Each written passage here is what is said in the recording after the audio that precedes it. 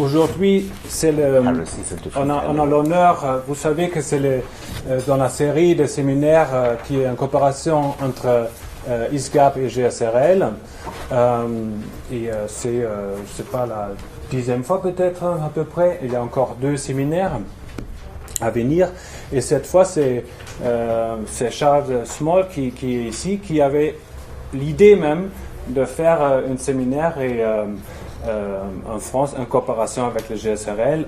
Et on était heureux de suivre cette idée. Et je crois qu'on a eu un programme assez intéressant de cette année académique. Charles Small, il est directeur de ISGAP. Il fait plusieurs programmes universitaires dans plusieurs universités. Il va le dire peut-être tout à l'heure. Il a écrit, je crois un truc très important, parce qu'il est souvent dans notre séminaire, dans nos séminaires, on a souvent parlé de ça, de la relation entre antisionisme et l'antisémitisme. Et là, avec Kaplan et lui, ils ont écrit un papier où ils ont regardé beaucoup de sondages avec, I don't know how many people they were interviewed. 5,000. 5,000 personnes. Et ils pouvaient voir qu'il y a une relation très très proche entre l'antisémitisme et l'antisionisme. Et entre-temps, il a publié des séries des livres qui étaient la suite des séries de séminaires comme le nôtre aux États-Unis, 5 volumes, si je me souviens bien, avec plusieurs thèmes qui sont accessibles aussi par Internet, et un volume avec peut-être les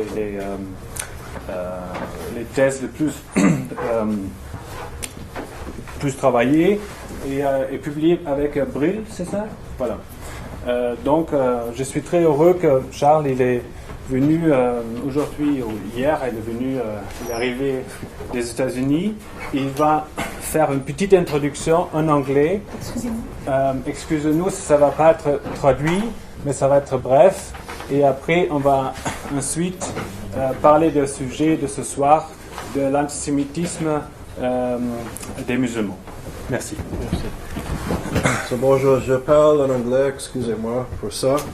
Mais, so I really wanted to speak briefly about the importance of creating critical anti-Semitism studies.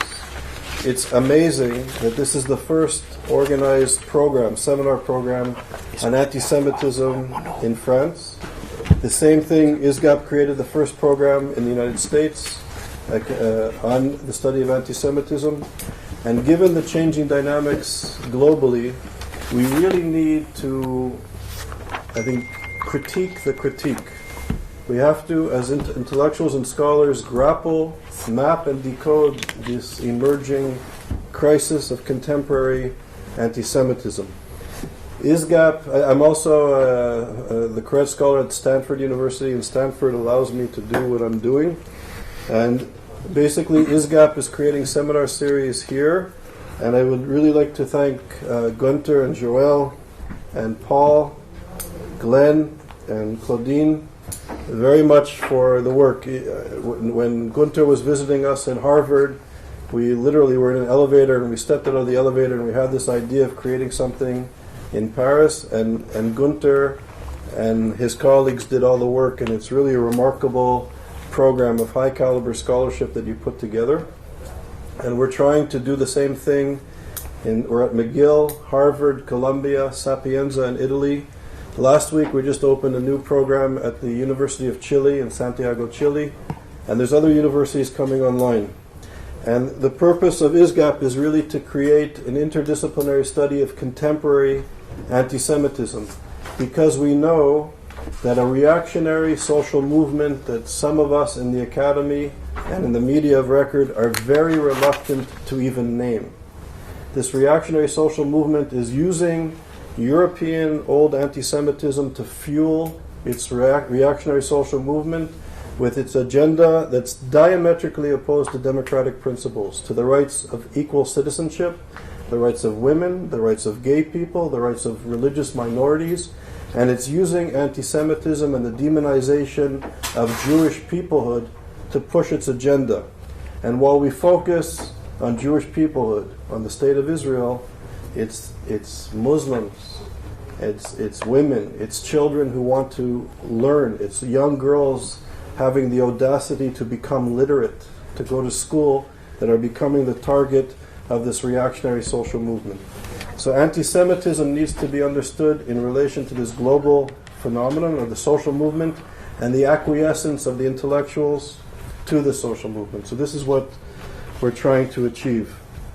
This summer at Oxford University, we're starting a program where we're training professors to create curriculum, to create courses at universities for credit, because amazingly, I don't know of more than 1 or 2 universities where there's courses on contemporary anti-Semitism that are being taught for credit.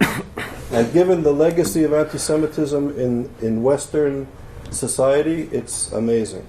So we're training 22 professors this year at Oxford University in the summer, and they've signed an agreement that they'll go back to their home university with a course to teach for credit. And we have young professors from Canada, the United States, Brazil, Chile, Argentina, Greece, Romania, Scotland, England, France, Italy, Germany, Russia, and China, who are coming to do this program.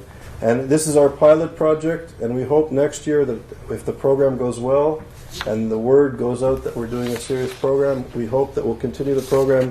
And next year we hope to have, instead of 22 professors, there'll be about 40 professors on our program, and creating high caliber research analysis to deal with this issue, academic research, and to put this on the agenda of the academy, and to give scholars who care about this issue and students who care about this issue the space to explore this issue in a serious, analytical, academic manner. And this is what we're trying to do, and I think this seminar series is the shining star of what ISGAP is associated with, that the caliber of the scholarship of the seminars has been excellent, and I hope this will continue in the years to come. And as the other universities come online and we train professors, I hope there'll be a network of scholars to learn, to critique each other, to argue with each other, to debate with each other, but to create a community that addresses the issues that not only affect the Jewish people and Israel, but really affect democratic principles and the notion of citizenship, equality in our society. And I hope that this will create an energy for scholars to deal with this issue in an open fashion and not to be handcuffed by the political correctness which we experience not just in Europe but certainly in North America. So I'm really grateful for all the fine work, and I hope you enjoy today's seminar and the other seminars to come to follow. So thank you.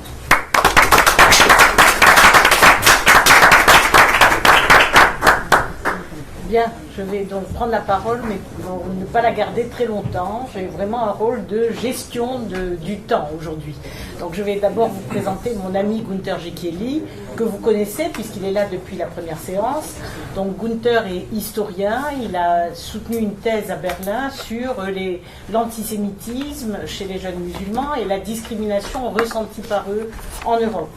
Bon, Gunther est un universitaire voyageur à travers le monde. Il a enseigné à l'université de Tel Aviv, dans plusieurs universités américaines. Et depuis 2011, il est chercheur rattaché au GSRN. Donc voilà, je vais lui laisser la parole. Il a fait donc un très important travail d'enquête et de recherche sur le terrain autour de l'antisémitisme en Europe, et plus particulièrement l'antisémitisme des jeunes musulmans. Donc je lui donne la parole pour 3/4 d'heure, 1 heure à peu près, et lorsqu'il aura terminé, je donnerai la parole à Steven Uran, qui va être le discutant de ce qui va être dit maintenant. Et je vous donnerai la parole par la suite. Gunther, c'est à toi. Merci beaucoup, Joël. Merci à tous et à toutes d'être venus. Je suis vraiment heureux que je peux développer mes pensées et mes résultats de recherche devant vous sur un sujet qui est pas facile à en parler. Vous le savez, je crois tous et toutes. Parce que souvent, ça existe qu'il y a de l'amalgame, on dit. Donc, bien sûr, mon discours ne sera pas pour dire tous les musulmans sont antisémites, loin de là.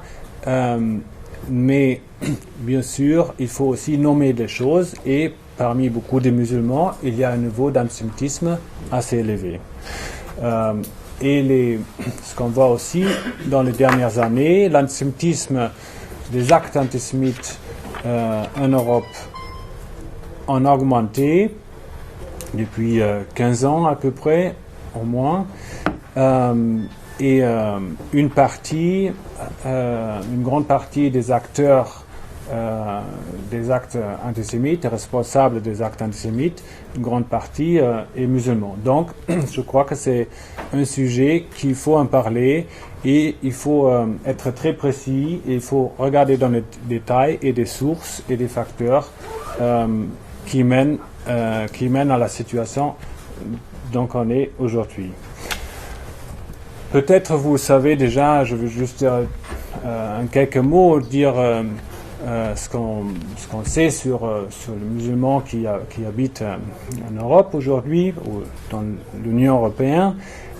Il y a à peu près 15 à 20 millions de musulmans dans l'Union européenne.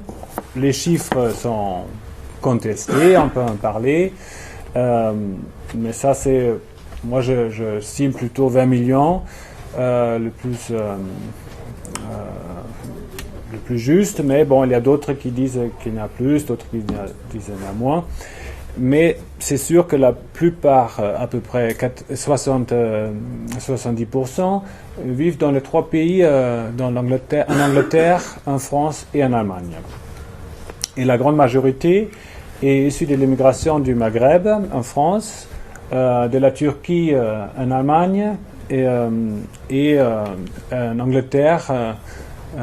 C'est plutôt de Pakistan, Bangladesh et l'Inde, parce qu'il y a aujourd'hui ces trois pays. Mais il y a aussi d'autres pays d'origine, comme l'ex-Yougoslavie, l'Afrique subsaharienne et des pays du Moyen-Orient. Ce qui, je trouve, aussi important à dire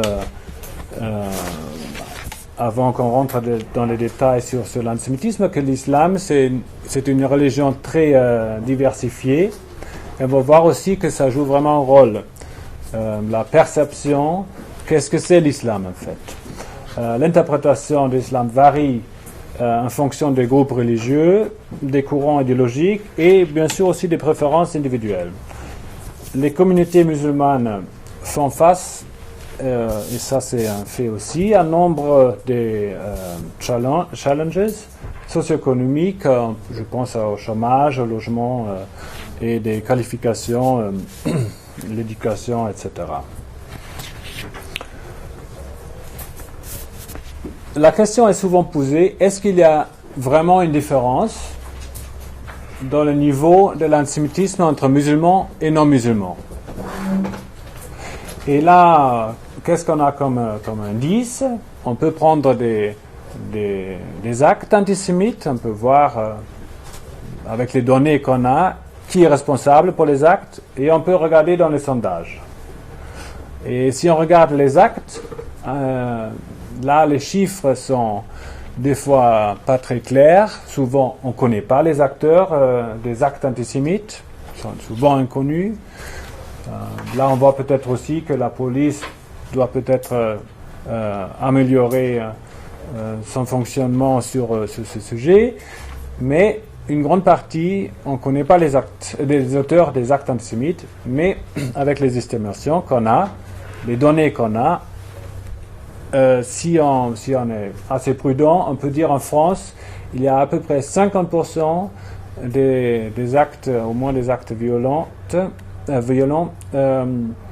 antisémites, les responsables sont d'origine musulmane.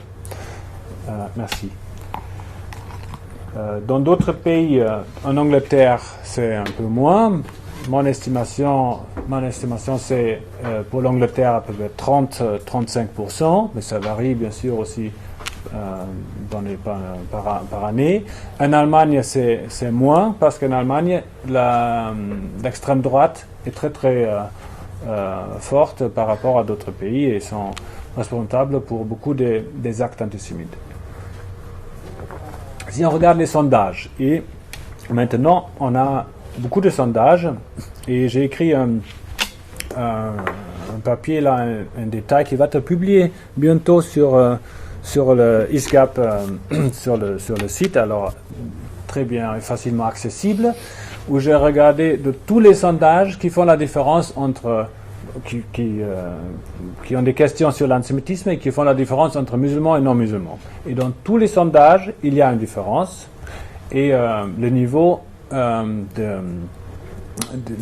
de l'antisémitisme est beaucoup plus élevé parmi les musulmans que par les non-musulmans, et avec un facteur de 2 à 5 fois. Donc c'est vraiment important dans les sondages. Et je vais vous montrer juste un exemple, mais il y a plusieurs. Il y a plein de sondages maintenant, on peut en discuter, les détails toujours, les sondages. Est-ce que ça c'est la bonne question, ou est-ce que est-ce que les interviewés sont vraiment représentatifs? Bien sûr, on peut en discuter. Dans tous les sondages, il y a des problèmes, mais comme je vous avais dit, dans tous les sondages qui font la différence, il y a une différence entre musulmans et non-musulmans, et le niveau est plus élevé parmi les musulmans. Donc, c'est pourquoi. Alors, ça, c'est une question pourquoi. C'est pas parce qu'on a une identité, on se déclare musulman, c'est forcément on est plus antisémite. Ça, pourquoi? Alors, quelques sondages font des corrélations. Ce qu'ils peuvent faire les sondages, ils font des corrélations. Ils montrent, ceux qui le font aussi, que la religiosité, ça joue un rôle important. Donc ceux qui ont une religiosité élevée sont plus susceptibles d'être antisémites aussi. Ça ne veut pas dire que tous ceux qui sont très religieux sont antisémites, bien sûr, mais le pourcentage parmi ceux qui se déclarent très religieux est beaucoup plus élevé que parmi ceux qui se déclarent juste d'origine musulmane et pas très religieux, par exemple. On voit aussi qu'il y a une relation très forte entre l'antisémitisme et le fondamentalisme. Le fondamentalisme, des idées fondamentalistes sont, dans les sondages, souvent établis comme la charia est plus importante que la loi du pays. Voilà. Et on voit aussi l'identité ethnique a aussi une influence, mais là il y a quelques contradictions parmi d'autres sondages, des sondages. Voilà, je crois que c'est encore à établir plus de détails. Et ce qu'on voit aussi, si on regarde les corrélations, souvent on dit c'est en relation avec la discrimination. Moi je me posais cette question quand j'ai commencé mon enquête. Je voulais savoir s'il y a ou j'ai même pensé qu'il y a une relation directe ou indirecte entre discrimination et des idées antisémites. Mais il n'y a pas. Ou la corrélation est très très faible. Donc s'il y a, ce n'est pas un facteur majeur. C'est aussi vrai pour les variables socio-économiques. Donc si on est pauvre, on n'est pas plus antisémite. Ce n'est pas un facteur parmi les musulmans d'être plus antisémite. Ça c'est intéressant, surtout dans le discours qu'on a, parce que souvent c'est justement ça qui est dans le discours, mais les sondages montrent que ça c'est pas le cas. Donc je vous montre un sondage qui est intéressant parce que ils ont comparé 6 pays, donc l'Autriche, Belgique, la France, l'Allemagne, les Pays-Bas et la Suède.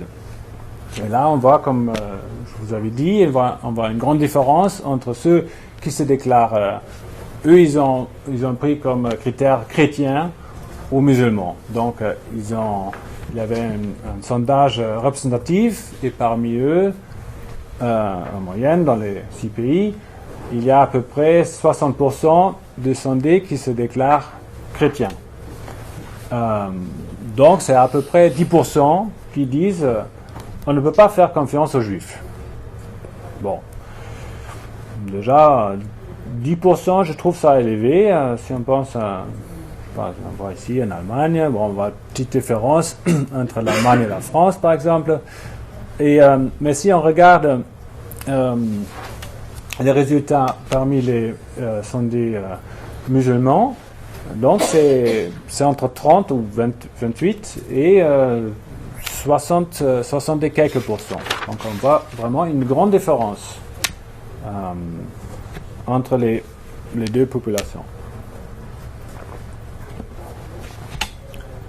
Mais je ne veux pas, si vous avez des questions après pour les sondages, je peux en revenir et vous montrer d'autres sondages, peut-être le sondage Fondapol, l'enquête Fondapol qui était publiée en novembre l'année dernière, extrêmement riche, et je vous le conseille vraiment, regardez dans le détail et aussi dans les annexes. Ça montre aussi ça confirme ce que j'ai dit tout à l'heure, mais beaucoup plus de détails. Donc, je considère ça comme une des enquêtes sur le sujet qui sont. Je crois que c'est nécessaire de faire d'autres enquêtes comme celle-là de Fondapol dans d'autres pays aussi. Et si on peut, je sais qu'il y avait la critique, on a invité M. Régnier et Nona Mayer dans notre dernier séminaire, on a eu un débat. Bien sûr, il y a des critiques, mais je crois qu'ils ont fait ce qu'ils pouvaient avec leur enquête. Peut-être on peut améliorer, faire d'autres enquêtes, mais ça c'est un très bon début. Donc, ma question était vraiment pourquoi, si quelqu'un dit bon, il veut pas faire confiance aux Juifs, mais c'est pourquoi, ou il n'aime pas les Juifs, c'est pourquoi. Donc, pour vraiment comprendre d'où ça vient, qu'est-ce qu'il y a comme facteur, où est-ce qu'il y a des sources. Et si on regarde, et là on a fait des interviews avec plus de 100 jeunes musulmans à Paris, à Londres et à Berlin, on les a laissés parler sur plusieurs thèmes, sur la discrimination, sur leur quartier, sur la religion, et aussi sur leur perception des Juifs. Donc on a vu qu'il y a plusieurs catégories de justifications pourquoi ils disent qu'ils n'aiment pas les Juifs, ceux qui n'aiment pas les Juifs. Donc on a vu qu'il y a une catégorie de l'antisémitisme classique, c'est-à-dire des théories de complot, le complotisme, des stéréotypes comme les Juifs sont riches, voilà, et ça, on a vu aussi que des fois c'est en relation avec des stéréotypes qui sont répandus parmi la société en général. Bien sûr, si on compare ça avec les sondages aussi sur la question est-ce que vous pensez que les Juifs ont plus d'argent que les non-Juifs, dans les sondages, on trouve aussi dans la population en général des chiffres assez élevés, étonnants. Et des théories du complot, bien sûr, aussi. Donc ça, c'est pas peut-être très spécifique. On a vu aussi une autre catégorie de justification, et ça, c'est les opinions négatives à l'égard des Juifs et Juives se rapportant à Israël. Et là, souvent, ça appartient sous le forme les Juifs, et souvent c'est les Juifs et pas les Israéliens, les Juifs tuent les enfants. Donc on voit là aussi qu'il y a des liens avec des très vieux stéréotypes antisémites. Voilà. Et une troisième catégorie, et là c'est sûr que c'est spécifique, une troisième catégorie, c'est les opinions négatives à l'égard des juifs et des juives se rapportant à une identité musulmane ou une identité ethnique ou à l'islam direct. Et souvent c'est sur la forme, si il y a une conception, disons les juifs et les musulmans sont des ennemis. Et donc moi je suis musulman, donc je suis un ennemi des juifs. Ou les musulmans n'aiment pas les juifs, et moi comme musulman, donc je n'aime pas les juifs.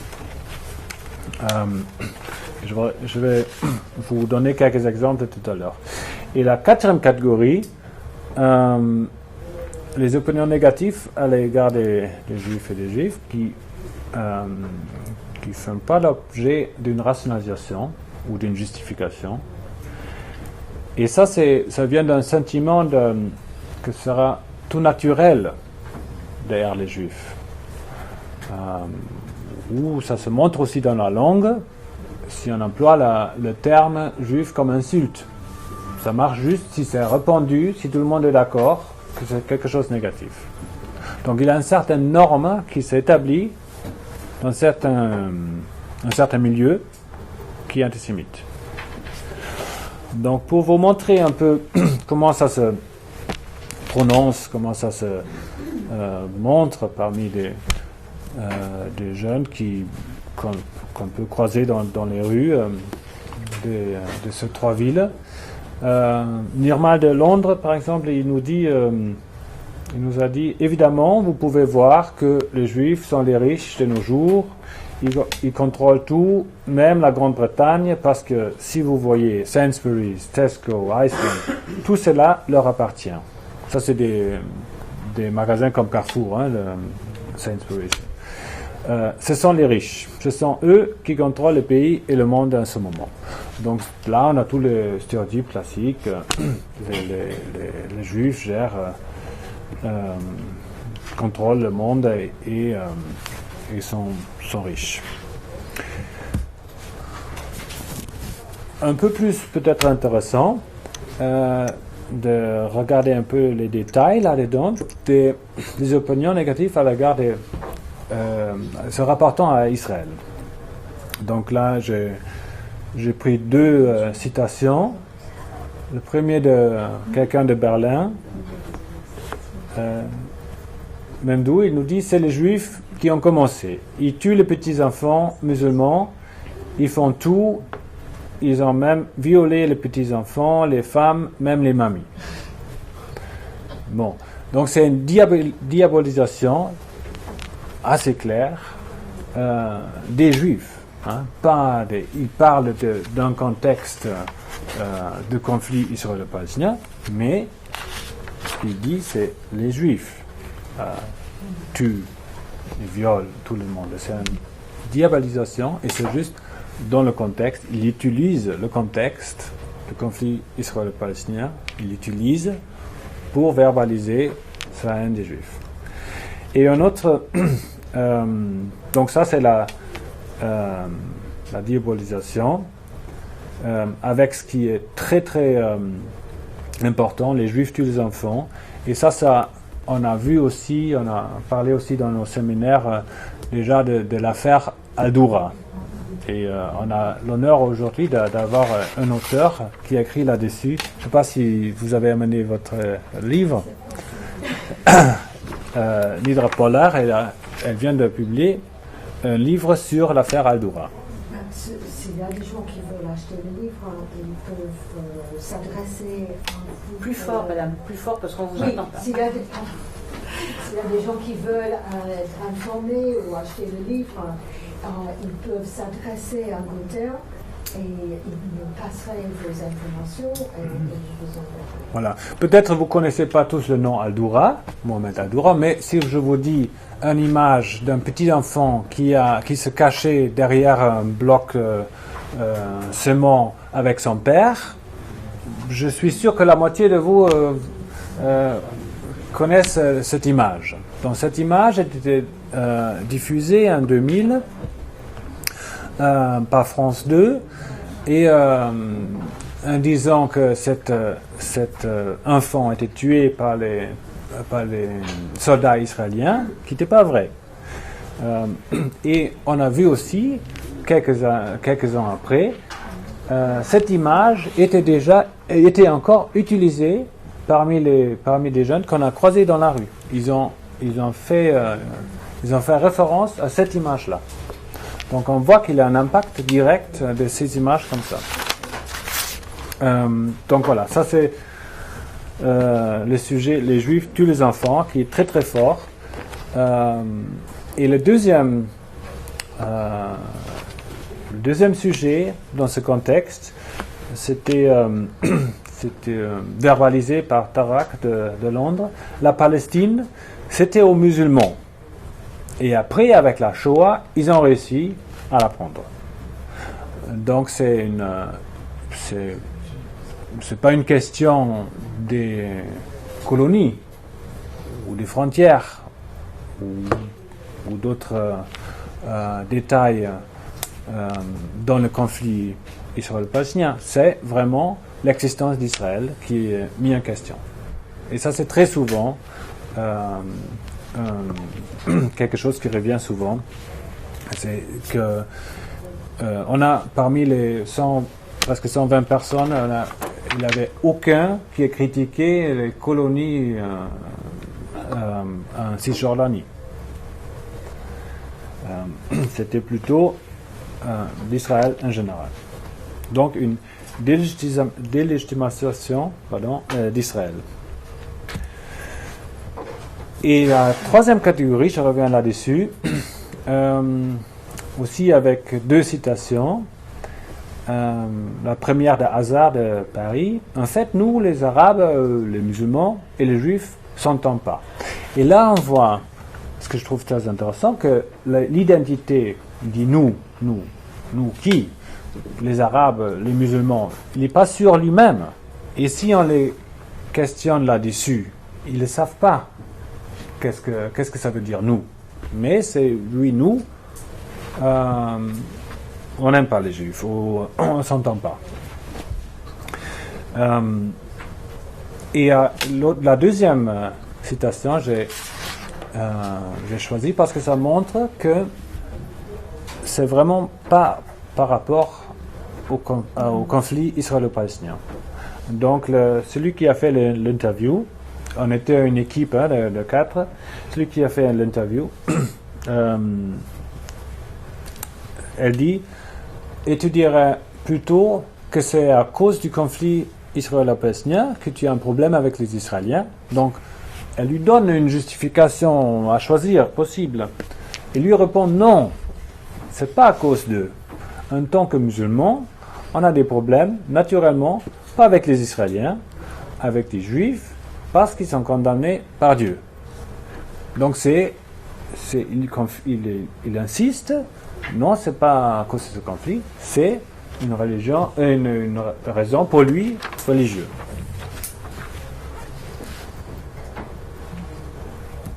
Voilà. Et dans la quatrième catégorie, l'absence de justification, ça c'est peut-être la catégorie plus révélateur, parce que bien sûr il n'y a pas une justification pour la haine contre les Juifs, il n'y a pas de raison. Donc ça revient vraiment la haine contre les Juifs parce qu'ils sont Juifs. C'est la seule raison, il n'y a pas de raison. Donc on a observé que certains n'essayent même pas de justifier leur opinion négative contre les Juifs.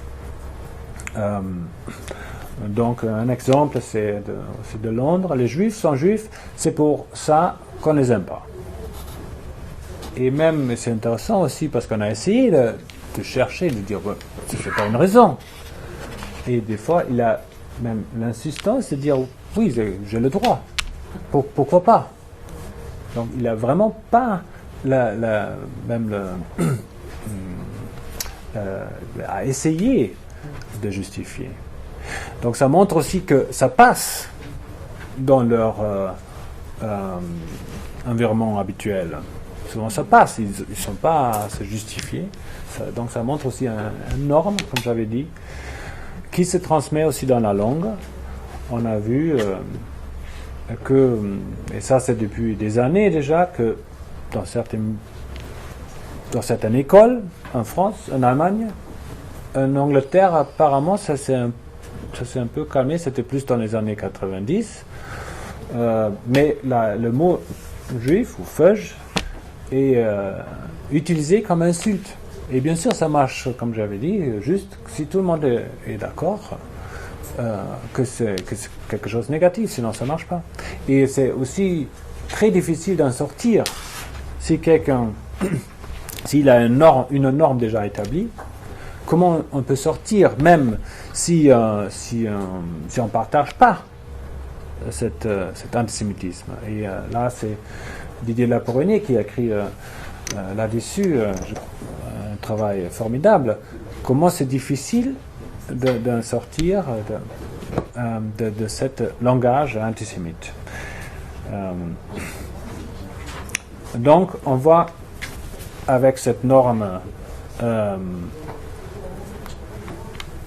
et l'absence de justification, ça mène souvent à une radicalisation. Bien sûr, si ça se fait accepter, qu'on ne doit pas justifier ces sentiments très négatifs, il n'y a plus de frontières. Donc, on peut voir avec ce discours, un exemple ici de Berlin, Bashir, il nous a dit, les juifs sont un juif et ils restent un juif. Quand on les brûle, c'est maudit juif. Donc ça, on voit là, ça vient à l'essentiel, le souhait de tuer les juifs. Donc c'est plus que voilà, les juifs sont riches ou les juifs contrôlent le monde, c'est vraiment directement et ça mène souvent cette absence de justification à une radicalisation de la haine des juifs. Et montre aussi, bien sûr, son irrationalité très claire. Mais bon, on a aussi un petit nuance positive. Donc il y a aussi, bien sûr, les anti-antisémites qui ne sont pas d'accord et qui essayent, même contre un discours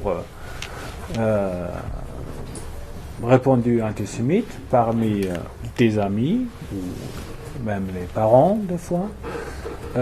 Donc pourquoi ils le font? Ça c'est pour moi une question très très importante. On a quelques exemples formidables. Je ne sais pas si en Suède, par exemple, on a peut-être vous avez entendu parler de Siavash Derakti, je crois que c'est son nom, qui a 21 et quelques, et qui lutte depuis des années contre l'antisémitisme parmi les musulmans. Lui est musulman aussi. Il n'accepte pas ça. Donc il y a des gens qui, on a vu aussi dans nos interviews, qui essayent de sortir même d'un norme antisémite.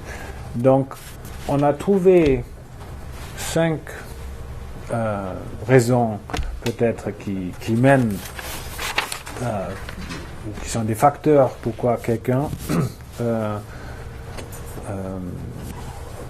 n'accepte pas l'antisémitisme et dit quelque chose contre l'antisémitisme parmi ses amis ou ses connaissances.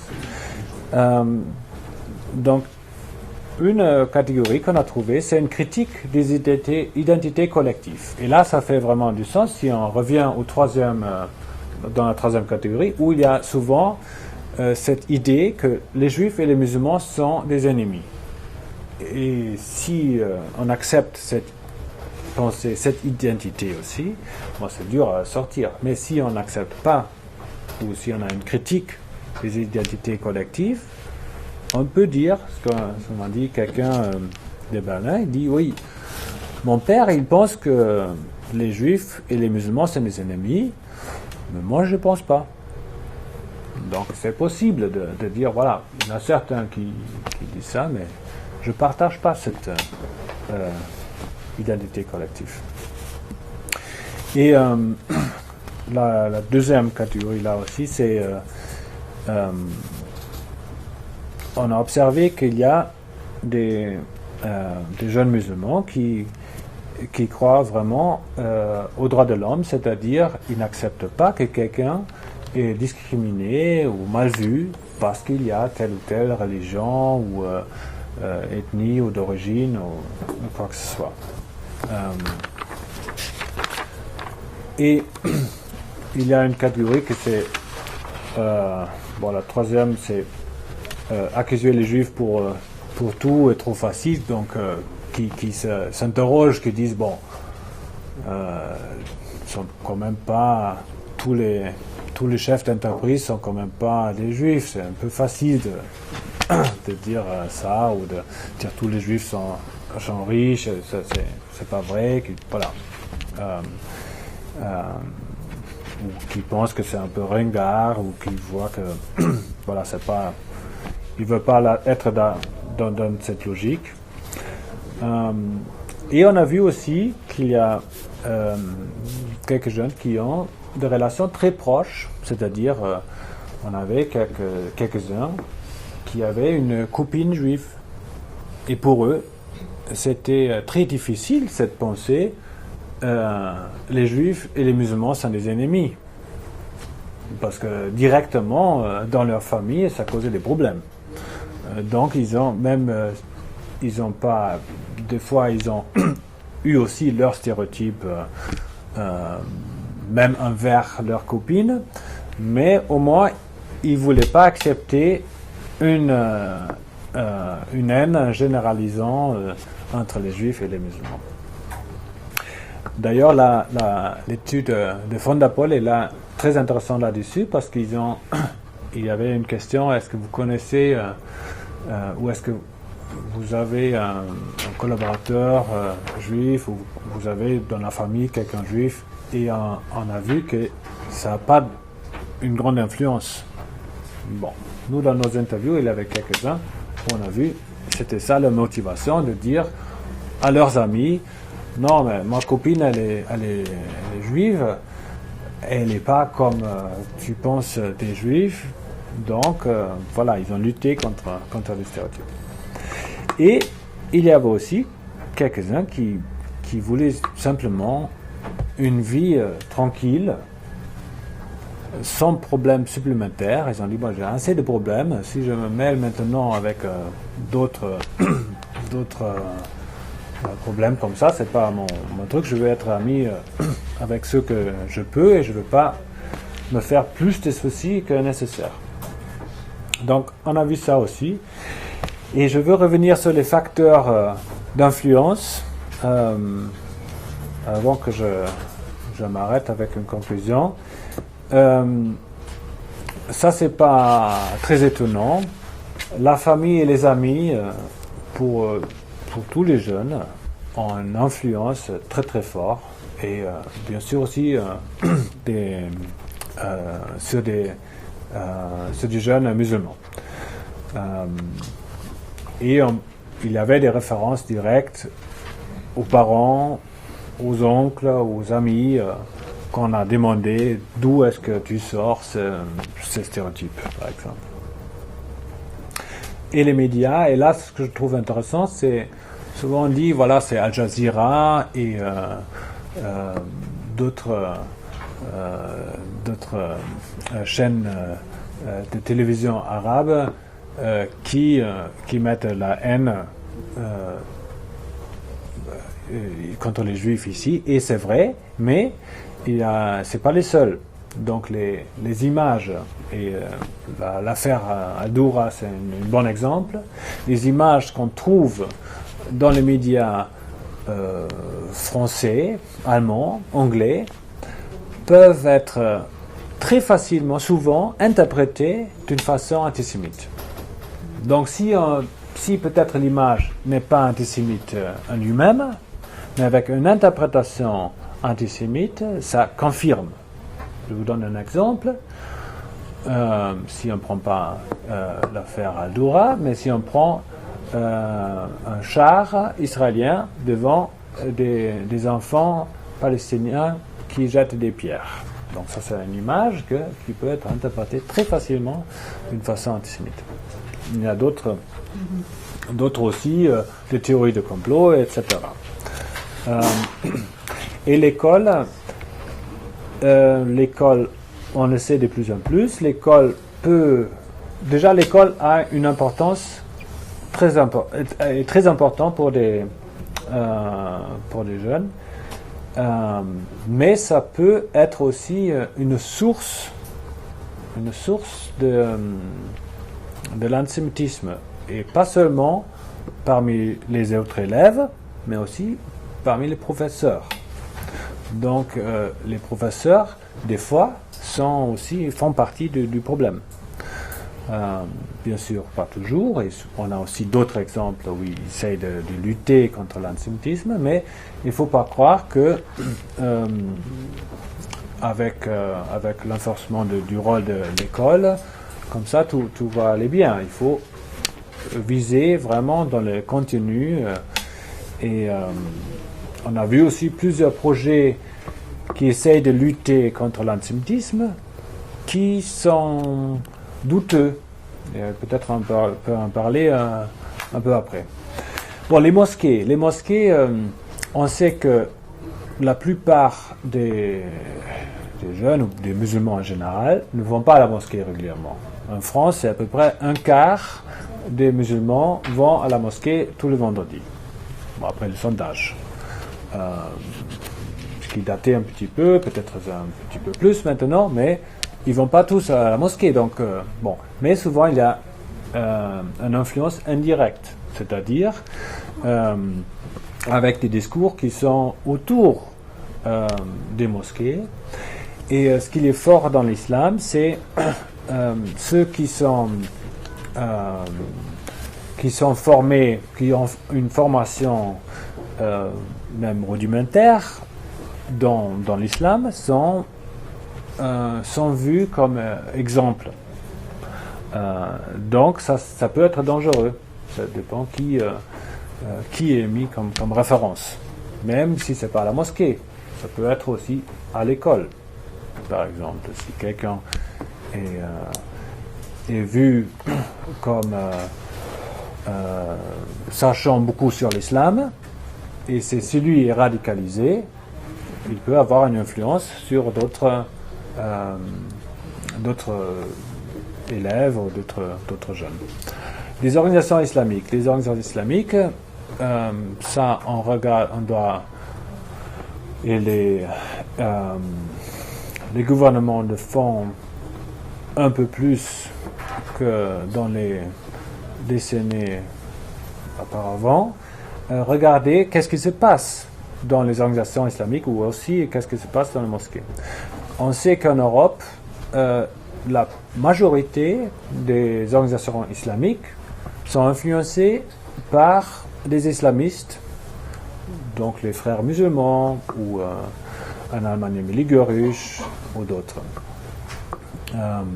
Et on voit aussi que les organisations islamistes modérées ont aussi souvent des discours très antisémites, ce qu'on trouve directement dans leurs publications, ce qu'on trouve dans leur bibliothèque, dans les mosquées et ailleurs. Bon, j'ai déjà dit que l'identité collective peut avoir une influence, et des projections, ça on rentre dans la sphère psychologique, mais je crois que c'est pour comprendre vraiment d'où ça vient, l'antisémitisme. Il faut se rendre compte aussi qu'il y a beaucoup de projections qui sont projetées aux juifs. Je vous donne un petit exemple. Quelqu'un nous a Pardon? C'est commun à tout d'ailleurs. C'est commun à tous les autres facteurs. Oui. Oui. Des projections, je donne juste un petit exemple. Après, je vais faire une conclusion. On a le temps de discuter. Donc, quelqu'un de Londres nous a raconté comment il veut réussir dans la vie et veut être vraiment pertinent dans son business. Et bon, il a quand même vu que il a senti que bon, il peut pas tuer quelqu'un pour avoir pour avoir de l'argent. Et il a quelques frontières, mais vraiment ce qu'il souhaite, ce qu'il nous a dit en tout cas à ce moment-là, il souhaite devenir très riche et pas prendre, des gants avec les autres. Donc, et tout de suite après, il nous dit, oui, et les Juifs, le 11 septembre, ils ont tué 3000 personnes parce qu'ils voulaient s'enrichir avec l'assurance. Donc, bon, c'est difficile à prouver que c'est une projection, mais on a quelques indices qui montrent. Voilà. Alors, ma conclusion, on a vu clairement qu'il y a une norme dans certains milieux musulmans de l'antisémitisme. Bien sûr, ça existe pas seulement dans les milieux musulmans, mais voilà, c'est là qu'on les a vus. Et on a vu aussi que l'antisémitisme des musulmans en Europe ne peut pas être réduit à la colère contre la politique d'Israël. La discrimination est peut-être un facteur, et a priori, ce n'est pas un facteur du tout. Et les visions antisémites des jeunes musulmans il y a des sources très diverses, et je crois que ça c'est une erreur si on essaye de trouver une seule source. Donc il faut vraiment voir que ça a plusieurs sources. Aussi, si on voit dans l'histoire, dans les pays musulmans, il y a aussi plusieurs sources, à mon avis. Voilà. Et on voit aussi que l'identité musulmane et aussi l'islam, ça peut véhiculer de la haine contre les juifs. Ça dépend de la perception. Donc, bien sûr, l'islam a à voir quelque chose là-dedans. Si on comprend l'islam, la perception des gens de leur religion. Et cette dimension de l'antisémitisme, pour moi, c'est là, est spécifique. Donc, à mon avis, le terme antisémitisme musulman, ça fait du sens, et je crois que c'est bien de l'utiliser si on a cette notion là derrière. Et bon, c'était un peu bref, mais j'ai eu la chance de pouvoir publier les résultats de recherche en anglais avec Indiana University Press. J'ai amené quelques livres aussi, où il y a aussi tous les sondages un peu expliqués. Peut-être vous pouvez le passer. Voilà. Mais après, il y a Steve qui a une ou deux questions pour moi déjà. Et après, on peut ouvrir la conversation, je crois.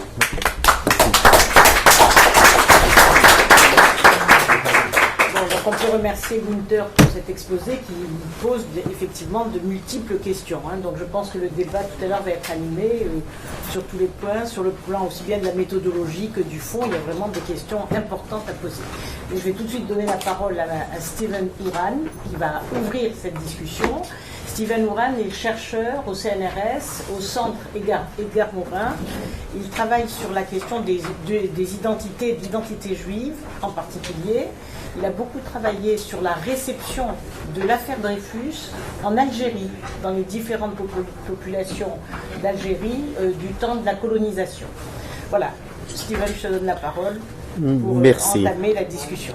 La première chose qui me frappe en tant que lecteur, c'est la manière, et ce par rapport à ce qui est trop souvent le cas encore, notamment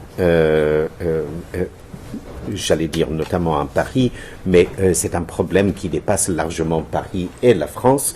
La manière dont Gunther Yıkeli évite la polémique qui pollue par trop les débats à ces sujets, les tentations du politiquement correct, le surpoids de préoccupations politiques et susceptibilités annexes, à la faveur d'une haute exigence qu'il s'est imposée de rigueur et d'honnêteté intellectuelle dans le traitement de son sujet. Il met la barre haut et je pense que c'est une invitation qu'on devrait suivre. Évidemment, on sait depuis très longtemps que l'idéal de Max Weber d'une analyse totalement neutre au sens des valeurs est inatteignable, mais contre cela, je vous livre la remarque mémorable de l'historien Bernard Lewis qui rappelle que l'asepsie, on le sait, l'asepsie absolue est inatteignable, mais ce n'est pas pour autant un argument pour pratiquer de la chirurgie à cœur ouvert dans les égouts de la ville. Il y a un équilibre à trouver, un équilibre savant, difficile, mais on ne peut pas s'y dérober si on veut comprendre les phénomènes auxquels on est confronté. Autre élément fort à mes yeux, le phénomène qu'étudie Gunther Yıkeli est un phénomène qui, il l'a bien dit, dépasse largement le cadre de l'Hexagone. C'est un phénomène, bien entendu, français, mais également pan-européen, global, avec certains foyers sur la planète qui influent sur l'évolution des choses plus près de chez nous, notamment au Moyen-Orient, dans les terres de l'islam, ou notamment au Moyen-Orient, où l'antisémitisme s'enracine, notamment depuis les années 1880, donc ça ne date pas d'hier, et avec une diffusion et une pénétration qui va en s'accélérant. D'où le grand intérêt du projet de Gunther, avec la perspective comparative qu'il a choisie. La perspective comparative qui contrôle ce que la recherche peut nous livrer dans des contextes nationaux ou subnationaux. Et là aussi, il y a des enseignements de méthode, à mon sens, importants. L'un des pièges dans la recherche dans nos domaines en sciences sociales, c'est la tentation de prendre les données pour le sujet. Je m'entends. Les données ne sont pas le sujet. Les données et la recherche qui nous les livre est une fenêtre ouverte sur une réalité complexe, souvent fuyante et difficile à appréhender. Je crois qu'il ne faut pas se tromper justement de quoi on parle. D'où une difficulté dans les discussions par rapport aux enquêtes, aux sondages d'opinion, et on l'a vu en partie dans la séance qui a été consacrée à cela. Gunther l'a rappelé. Où je crois, pour partie, ces pièges-là n'ont pas été évités. D'où une remarque supplémentaire, la manière dont Gunther Yıkeli passe en revue d'un œil critique, posé, la littérature scientifique à ces sujets, l'ensemble des enquêtes d'opinion pertinentes, pour les confronter justement à ses propres données avec la recherche qu'il a conçue avec ses équipes. Les enquêtes sont très souvent vol à une altitude stratosphérique, difficile de cibler pour des raisons qu'il étale de façon limpide dans son livre. Tout le monde connaît l'interdiction en France de mener des enquêtes ciblant des communautés ethniques, religieuses et autres.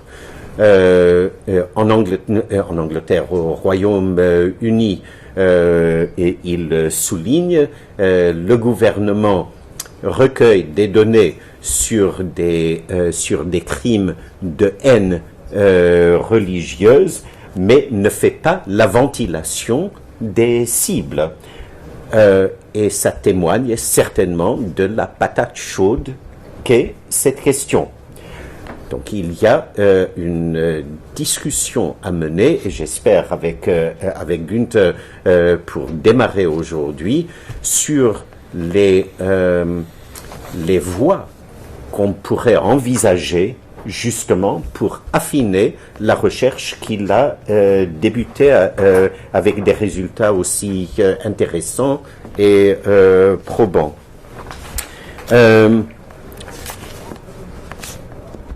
À sa recherche empirique, il apporte de façon extrêmement utile une clarification conceptuelle. Et c'est là où on voit le grand avantage d'une recherche de type sociologique menée par un historien. Et je le dis pas uniquement parce que ça me brosse dans le sens du poil. Les résultats escomptés sont vraiment au rendez-vous là.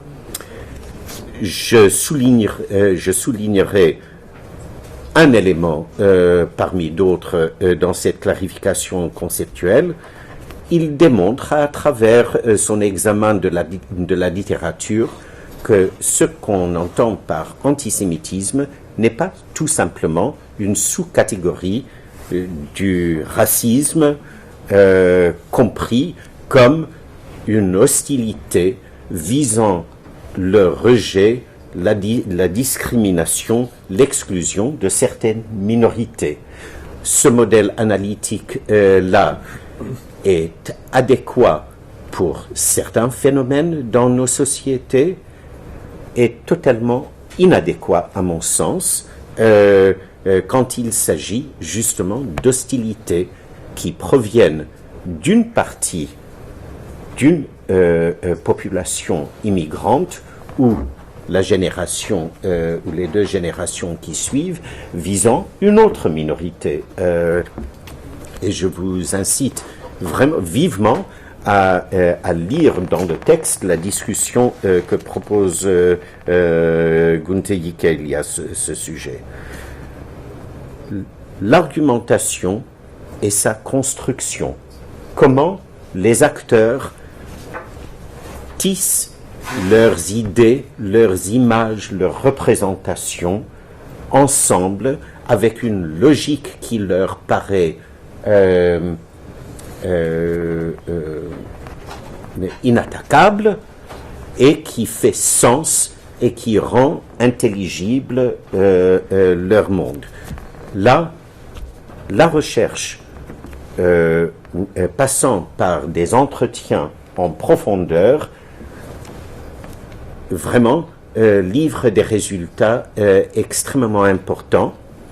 Günther a passé en revue une grande partie de cela. Je soulèverai peut-être une ou deux questions à ce sujet. Corrige-moi moi si j'ai mal lu, mais il me semble que pour mettre à plat le phénomène, tu vises plutôt à établir une typologie de ces opinions-là. C'est indispensable, essentiel, très utile, parlant, Mais je crois que ce qu'on perd en route, c'est justement la construction des argumentations et la mise en rapport avec une autre question à laquelle tu as touché, c'est-à-dire les sources. Je suggère qu'il est intéressant, et là j'emprunte le titre d'un livre d'un historien dans un tout autre domaine, je suggère qu'on réfléchisse et qu'on essaye de concevoir des démarches de la recherche pour identifier des communautés de discours. Ce qui, je crois, mettrait en rapport et rendra intelligible les questions des sources de leurs idées et de leurs représentations, images, et c'est un bricolage, et les débats internes. Par exemple, j'imagine volontiers une question dans un entretien: avec qui est-ce que vous vous trouvez en accord avec ce que vous m'expliquez? Avec qui trouvez-vous en désaccord? Pour essayer de tracer la carte, les matrices, justement, de ces constellations d'idées, afin de les mieux confronter aux autres grandes enquêtes à l'altitude stratosphérique. Comme je l'ai dit, et peut-être il pourrait y avoir des retombées dans une dimension de recherche appliquée. Je pense à la présentation, je ne me souviens plus comment elle s'appelle, celle qui est missionnée auprès du Premier ministre, mais justement, ce que je viens de souligner, me semble-t-il, pointe une carence dans son exposé. C'est peut-être une voie qui mérite d'être creusée. Et je termine, j'étais trop long. Question de réceptivité et de légitimité dans ces communautés de discours.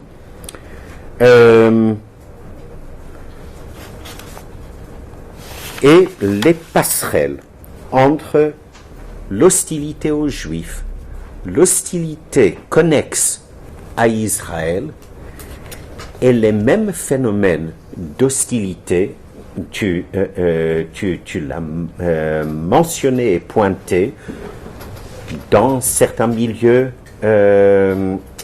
d'école, par rapport à certains médias. Il y a des courants dans les classes bavardes des sociétés européennes, et la France n'y échappe pas.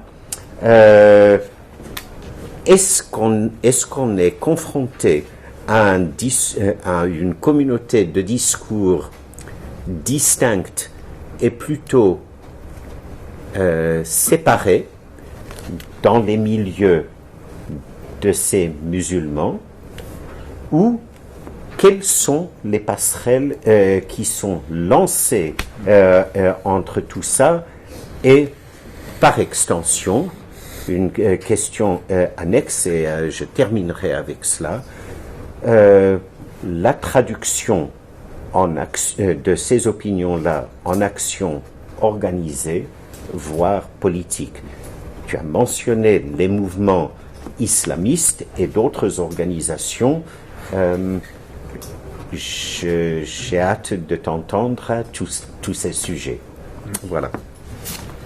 Et c'est une invitation vraiment à lire très attentivement l'étude qu'il vient de publier. Oui, merci. Je vais être bref pour pouvoir ouvrir. Oui, je m'excuse pour ma longueur.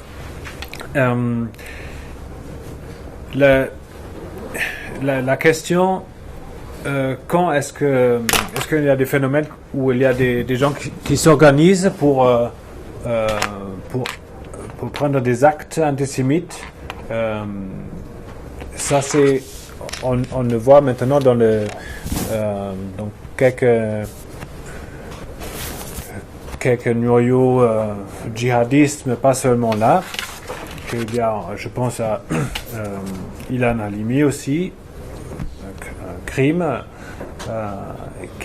Ça c'est bien sûr, c'est beaucoup dangereux que des opinions seulement. Quand est-ce que les gens passent à l'acte? Et ça c'est une question très importante. On voit qu'il y a des relations bien sûr entre les actes et les pensées, les idées, mais c'est pas toujours directement transmis. Et l'organisation, on voit aussi les 15 dernières années, on voit que où il y avait des opinions d'abord antisémites, qu'il y avait de plus en plus des actes antisémites. Que l'année dernière, on a vu en été une tentative d'un pogrom quand même. Et donc, on a vu plus de radicalisation. À Sarcelles. Oui. Oui. Rue Oui, rue de la Les deux, Roquette, oui. Donc, on voit qu'il y a une radicalisation dans les actes. Et pour l'instant, on voit peu des organisations qui s'organisent officiellement, je veux dire, peut-être avec un statut antisémite, mais il y a quelques partis maintenant aussi au Parlement de l'Union européenne qui sont antisémites. Donc il faut vraiment faire attention et regarder le niveau d'organisation qui pose bien sûr un danger encore plus que si quelqu'un a des opinions pour lui et potentiellement il passe à l'acte dans la discrimination dans son entourage. Mais si ça prend une organisation, c'est beaucoup plus menaçant.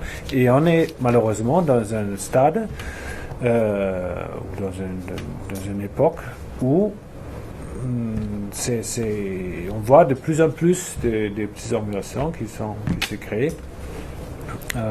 Heureusement, les gouvernements ne sont pas là.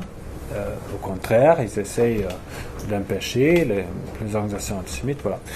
Mais bon, donc la typologie des acteurs, je crois que ça c'est très bien, ça c'est important à faire. Moi j'avais le choix entre la typologie des acteurs ou la typologie des manifestations. Si tu veux, pour moi, pour une première étape, c'est important Absolument. de montrer qu'est-ce qu'il y a comme pensée. Et je crois que là aussi, on peut baser maintenant des sondages plus détaillés, parce que j'ai vu, c'est assez diversifié. Une seule question, ça ne suffit pas. Bien sûr. Par exemple, cette question, est-ce que vous faites confiance aux Juifs ou pas? Ça, c'est une question, mais bon, ça... Peut-être il y a certains qui font confiance, mais qui ont des discours antisémites quand même. Donc voilà. Donc je crois qu'on peut baser sur cette enquête, mais aussi sur d'autres enquêtes qualitatives, baser des sondages maintenant qui font du sens. On a vu aussi le séminaire dernier. Oui, on constate qu'il y a une augmentation des actes antisémites, mais apparemment dans les sondages qu'ils font le CNCDH, ça ne montre pas ça, mais à mon avis, c'est parce qu'ils ne posent pas les bonnes questions. Voilà. Donc voilà, il y a plusieurs pistes maintenant qu'il faut établir. Il y a la question, quelle interprétation quelle interprétation de l'islam sont vraiment en relation avec des pensées antisémites et quelles ne sont pas, et de faire plus de recherches là-dedans. Et les générations, je crois que maintenant il y a très très peu de recherches là-dessus. Comment ça se passe entre les générations? Parce que c'est pas toujours apparemment les générations des parents ou grands-parents qui transmettent des pensées antisémites, mais ça peut être l'inverse aussi. Exactement. Donc c'est un phénomène étonnant et il faut faire de la recherche là-dessus. Bon, je m'arrête là et peut-être on peut ouvrir. Oui, je voudrais donner la parole à la salle. Alors, donc on va prendre peut-être 3-4 questions et on va après. Donc, Martine. Alors, j'ai une question, merci. Court, s'il te plaît. Oui, elle va être brève, à mon avis. Une question très de méthodologie, voilà. Parce que dans l'enquête que tu as menée, quand tu es pays, plusieurs villes, plusieurs présidents, quel était le total de l'échantillon que tu as étudié? Comment tu as sélectionné ton échantillon avec ton équipe, hein, sur quels critères? Est-ce que c'était plutôt que des jeunes? Oui, alors des jeunes jusqu'à quel âge? Est-ce que tu as fait des entretiens de combien de temps avec eux? Et où est-ce que tu les menais? Et est-ce que tu peux donner aussi, je crois que tu l'as quelque part, le résultat, mais tu ne l'as pas dit ici, le pourcentage de ces jeunes qui avaient des opinions antisémites, ou moins, dans l'ensemble de ceux que tu as interviewés. Voilà, le total de ces interviewés et le pourcentage de ceux qui avaient des opinions antisémites. Oui, ça c'est bref. Donc, attends, je prends oui, la question, c'est mieux. Oui, monsieur. Oui, j'ai deux petites questions. Je vous remercie pour la prestation. La première, le sondage, est-ce qu'il a été découpé par tranche d'âge? Par exemple, l'antisémitisme chez les musulmans, en ce qui concerne les jeunes, quand je dis les jeunes, ceux nés en France et élevés dans l'école de la République, par exemple, et leurs parents qui ont encore le souvenir ou qui peuvent être imprégnés d'une pensée propre à leur pays d'origine. Je ne sais pas si ça a été fait ou non. Ça me paraît intéressant. Deuxièmement, il y a un sondage qui m'a particulièrement intéressant, je crois que c'est le deuxième que vous avez affiché, c'est l'antisémitisme chez les musulmans selon le pays dans lequel ils résident. Alors il y avait 4 ou 5 pays et on voit une variabilité étonnante. J'ai par exemple été très surpris par l'Allemagne, où il y a un taux particulièrement faible par rapport aux autres pays. Ce qui m'amène à penser, sachant que dans ces différents pays, il y a des musulmans d'origine différentes, globalisées, est-ce que finalement on ne peut pas dire que l'Allemagne où les musulmans sont globalement d'origine turque seraient moins antisémites que ceux de France qui sont d'origine plus maghrébine ou ceux d'Angleterre qui sont d'origine indo-pakistanaise? L'Angleterre est aussi peu antisémite. Dans le même sondage, je trouve que c'est important de le noter. Les musulmans en Angleterre sont encore relativement peu antisémites. Il y a l'Allemagne et l'Angleterre dans votre question. Donc on peut se poser sur l'importance de l'antisémitisme selon le pays d'origine. Une autre question, moi, je ne sais pas si on peut avoir la réponse. Est-ce que le taux d'antisémitisme, alors parlons par exemple des Turcs en Allemagne, est-ce que leur taux est inférieur? Je pense que oui, normalement, puisqu'il y a l'influence du pays dans lequel ils vivent, par rapport aux Turcs restant en Turquie, surtout maintenant avec la guerre. Bien. Je prends encore une ou deux questions, Paul. Oui. Merci Noutaire pour les. Je pense que ce que tu nous apportes là, une contribution qui est tout à fait importante de réflexion. Parmi les différents groupes, on aurait le temps de les choses qui m'ont intéressé, de manière non exhaustive.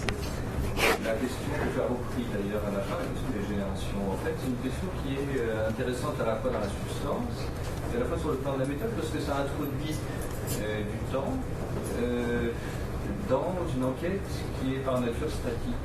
Et là, du coup, c'est intéressant parce que tu sembles avoir attrapé quelque chose dans ton travail de l'ordre d'une transformation dans le temps. Alors, à un certain moment, tu as dit que l'antisémitisme était devenu une norme. Je ne sais pas si tu assumes ça, c'est-à-dire est-ce que tu as capté ça, ou est-ce que tu voulais dire que l'antisémitisme est parfois une norme?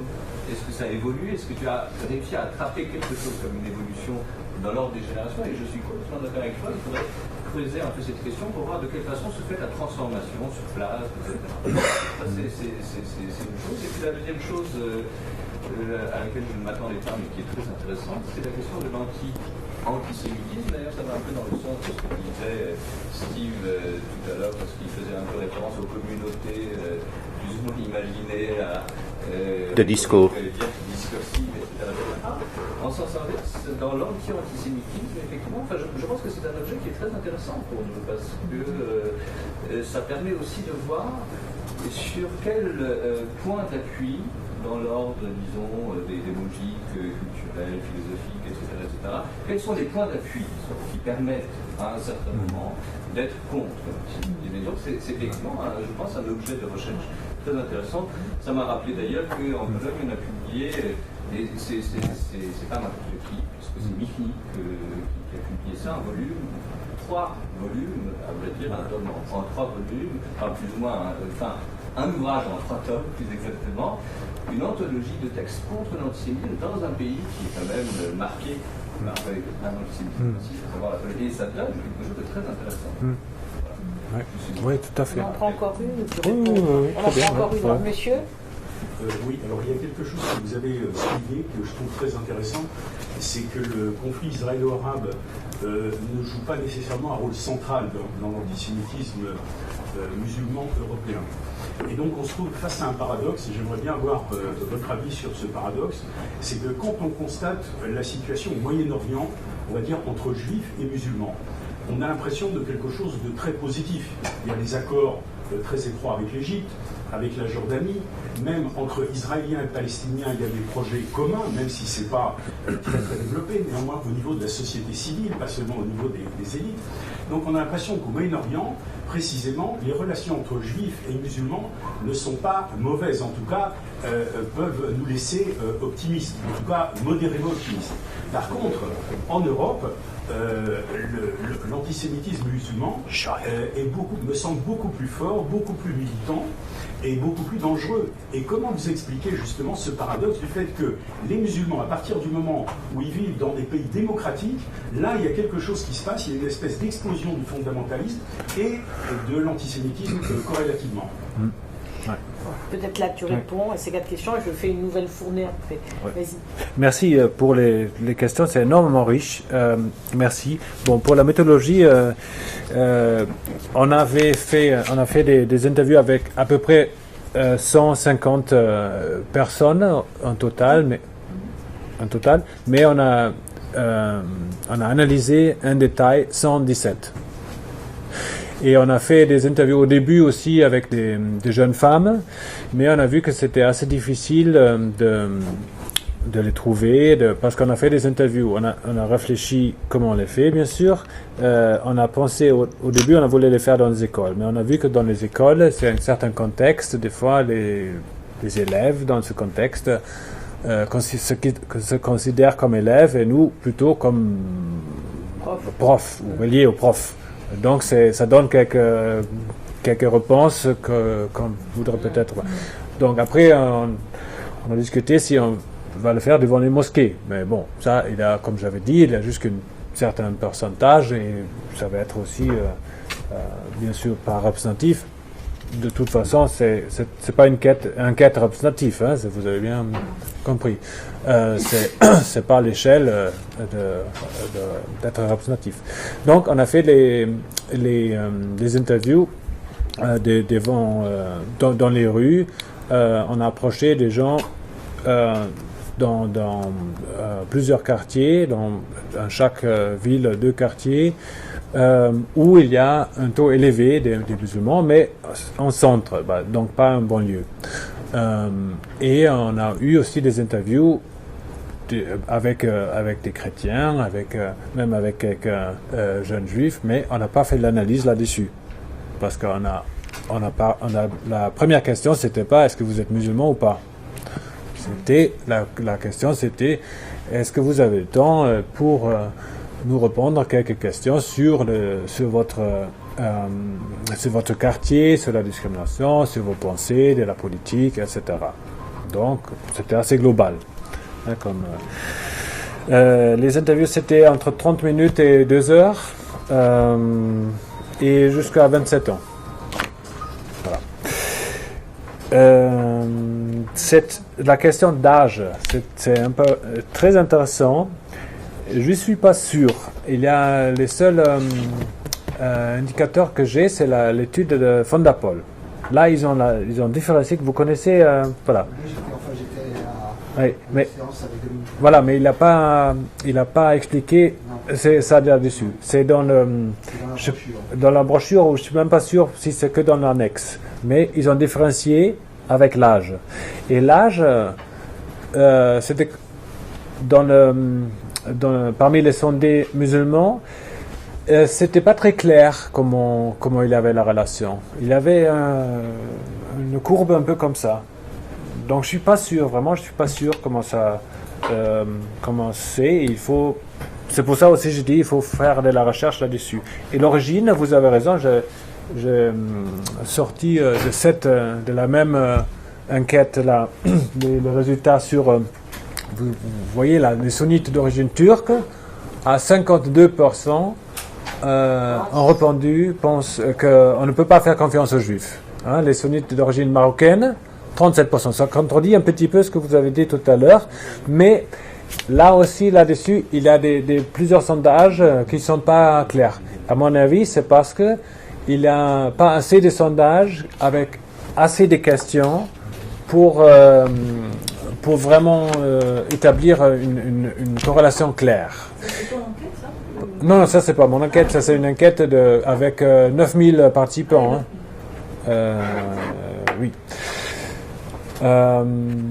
Donc, voilà, je crois qu'il faut aussi faire plus de recherches là-dessus, mais ce que je vois dans plusieurs enquêtes, et je fais du sens avec ça, que avec l'identité, une identité arabe ajoute souvent cette pensée, les Arabes et les Juifs ne s'entendent pas. Donc ça peut ajouter à ça. Ça, c'est mon seule explication. Mais bon, il faut voir plus des sondages qui travaillent vraiment là-dessus. Turc, oui. Un Turquie, il y a la tradition, ou dans l'histoire de deuxième partie du XXe siècle, il y a des relations, par exemple, assez bien entre Israël et la Turquie. Et ça se transmettait aussi peut-être là, ou aussi dans cette histoire qui souvent dit, on dit souvent, oui, la Turquie, il n'y a pas de l'antisémitisme parce qu'ils ont sauvé les Juifs de l'Espagne. Donc aujourd'hui, voilà, dans cette tradition, il n'y a pas de l'antisémitisme. C'est pas vrai, mais il y a souvent ce discours. Et on voit aussi, si on voit les sondages en Turquie, depuis Erdogan, ça a monté fortement. Et Erdogan, vous savez qu'il est ouvertement antisémite, hein, souvent. Hein. Voilà. D'accord. Et le temps, oui, le temps, ça c'est une question, je trouve fascinant. Comment ça évalue? Les interviews, c'était dans une période de 2 ans et demi, 3 ans, de 2005 à 2007. Donc, on ne voyait pas vraiment. Mais je crois que c'est important de regarder là-dedans. Parce que je vois qu'il y a, à cette époque-là, il n'y avait pas encore l'État islamique, par exemple. Là, aujourd'hui, il y a l'État islamique. On sait qu'il y a beaucoup de jeunes qui sont attirés par l'État islamique pour plein de raisons. Mais c'est aussi ils savent que ça existe et on peut agir avec cette organisation dans ce cadre, ce qui n'existe pas avant. Donc, quand j'ai eu cette interview avec ce jeune homme qui m'a dit « Oui, il faut tuer les juifs, et si je vois un juif, je veux le tuer », je me suis dit « Bon, probablement, il ne va pas jamais rencontrer un juif, j'espère. » Et il dit ça, mais il va pas savoir où s'adresser. Maintenant, il le sait.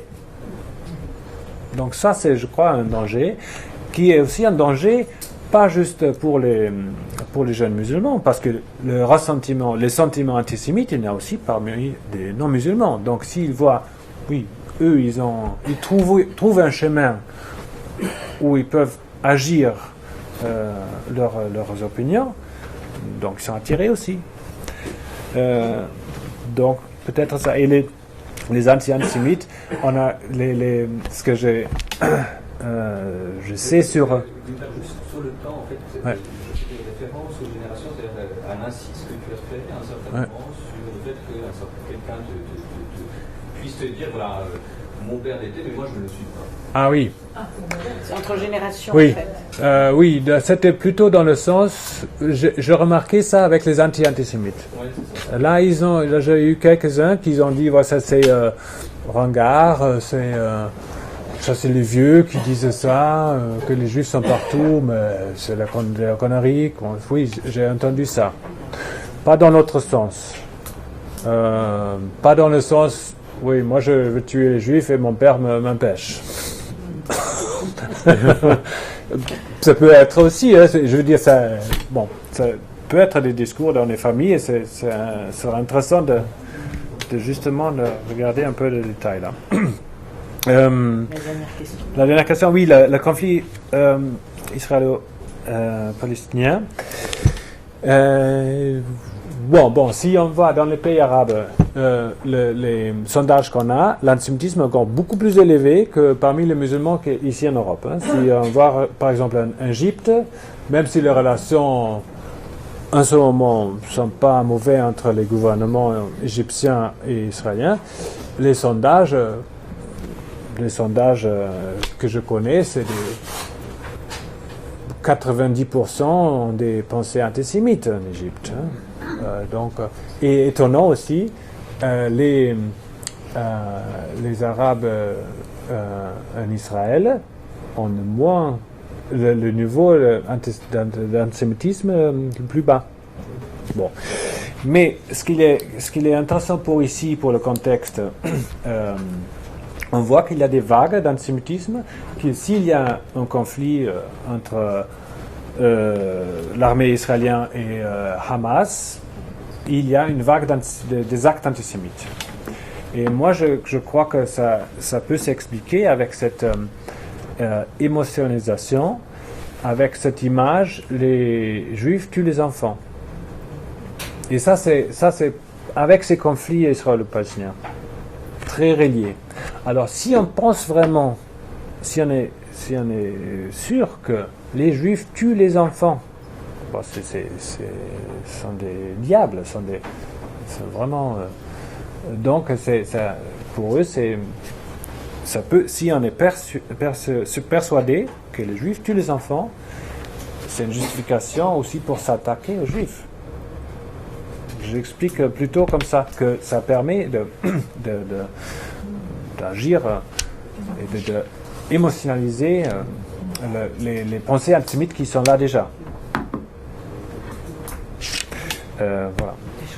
Est-ce qu'il y avait d'autres questions par là? Alors, j'ai une question pour les discutants. Vous avez parlé d'un rapport qui comportait une carence. Je n'ai pas compris de quoi vous parlez, donc vous allez pouvoir me dire. Et puis pour M. Gekili, je voulais vous demander ce que c'était qu'un islamiste modéré. Là, et puis, il fait ça, hein? Vous demandez aussi comment vous avez sélectionné les musulmans, c'est-à-dire selon quels critères ils étaient musulmans. Et enfin, je suis aussi très intéressée par les anti-antisémites. Et si vous pouviez nous donner une petite statistique à l'intérieur de votre enquête. Ah oui, j'ai oublié la statistique, pardon. Ouais. Oui, alors d'autres questions, toujours par là.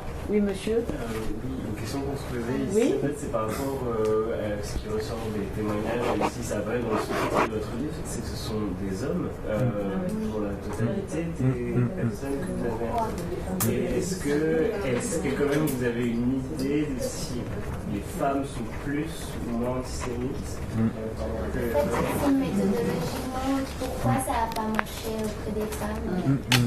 Oui, ça c'est une question importante. Oui. Il y avait d'autres questions. Oui, alors madame et puis ensuite Claudine. Oui. Qui me surprend, je crois que tu l'as pris, c'est pas un chiffre que tu les 50% d'actes de violence commis par les musulmans. Parce que force avoir suivi pendant les 15 ans, moi je dirais 90%. Et ça, c'est pas scientifique. Mais j'aimerais savoir comment ils sont arrivés à 50%. Et si dans les 50%, il y a un breakdown, est-ce qu'on dit qu'il y avait, parmi ceux qui sont connus, il y avait 90% de musulmans et 10% d'autres? Je crois qu'il faut l'appliquer aux 50% qui ne sont pas connus. Et j'aimerais ton avis sur ça. Oui. Claudine. Oui, moi je voulais revenir sur les phénomènes générationnels dont on a déjà beaucoup parlé. Et je sais que c'est pas facile parce qu'il n'y a pas tous les éléments et que dans les sondages, comme tu m'avais envoyé, on voit que les jeunes sont un petit peu plus antisémites que les plus âgés, mais c'est à peine significatif. Mais la question du fondamentalisme, est-ce que c'est une question générationnelle? Est-ce que cette vague du fondamentalisme est très liée à l'antisémitisme et à l'antisémitisme agissant? Est-ce que ça touche plus les jeunes que les plus âgés? Et aussi la question identitaire. Tu as parlé d'une appartenance ethnique ou d'une identité ethnique. Or, en particulier chez les immigrés, la deuxième génération se bat avec les questions identitaires. L'identité n'est jamais transmise par les parents. Les parents eux-mêmes ont une identité partagée et ils ne la transmettent pas à leurs enfants, donc ils doivent se chercher une identité. Donc est-ce que dans tes entretiens, tu as senti des liens entre cette quête identitaire et le fondamentalisme et l'antisémitisme? Voilà. Ou alors peut-être faudrait faire une étude spécifiquement là-dessus. Bon, s'il y avait d'autres questions? Non. Oui, monsieur. Je voulais faire juste une petite remarque d'abord, par rapport à ce que Michel a dit qu'en Égypte, il y a des statistiques qui montrent que 90% sont antisémites. Je trouve que c'est un peu excessif. Et que dans le monde musulman, il y a souvent un effet de mode qui fait qu'il faut tenir un certain discours. D'après ce que moi je vois, il y a toute une ambiance qui est en train de se faufiler entre les Égyptiens et les Israéliens, qui est plutôt positive. Puisqu'ils se retrouvent, les deux parties se retrouvent souvent avec un intérêt commun. Donc, je ne sais pas si c'est plus précis de dire 90% ou plus constructif de dire 90% des Égyptiens sont antisémites. Joël. C'est juste une remarque. Et je voulais juste poser une question. Cette étude que je trouve très, très intéressante, serait-il pas plus approprié de la mener dans un cadre un peu plus global, comme nous sommes en Europe? Peut-être dans ce cadre-là, étudier un peu l'antisémitisme européen, puisque ça évolue aussi dans un milieu donné. Il faut que... Oui, absolument. Étudier juste l'antisémitisme musulman, ça me paraît un peu... c'est bien, mais ça me paraît incomplet. Je ne sais pas si ça fait justice au sujet même.